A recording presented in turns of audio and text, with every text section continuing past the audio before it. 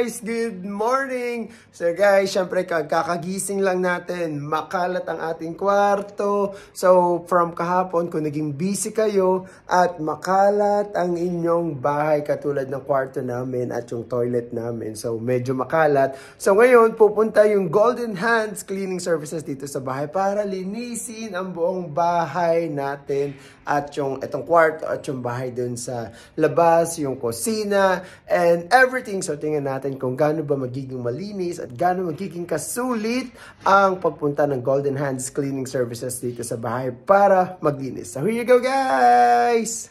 So guys, so eto na po ang Golden Hands Cleaning Services. So talaga naka-uniform sila ng green. Hi Miss Ann! So kayo na po. Yeah, so kayo na po ang bahala sa paglinis po So sige po, kaya po ba? Kayang-kaya po. Sige po, thank you. Bye-bye. So mag-i-start na si... Ano po name po nila? Ann po. Ann po, okay. So kayo na po bahala. So go lang po.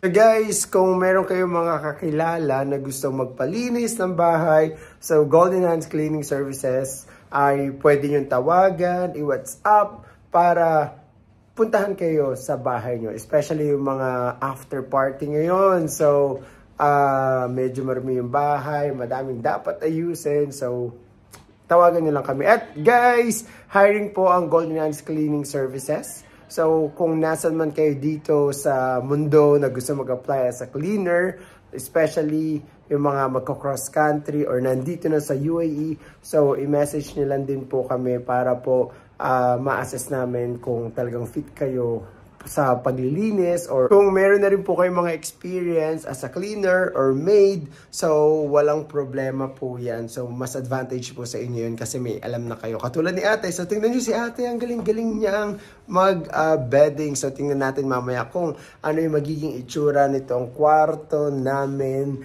pagkatapos niya maglinis. So here you go! Bye! Guys, finally maayos na rin yung bahay. So, ito yung beddings na ginawa ni ate. So, ayan. So, feeling mo kahit nasa bahay ka lang, parang nasa hotel ka. So, ayan, malinis at maayos ang aming bahay dito. So, thank you sa Golden Hands Cleaning Services.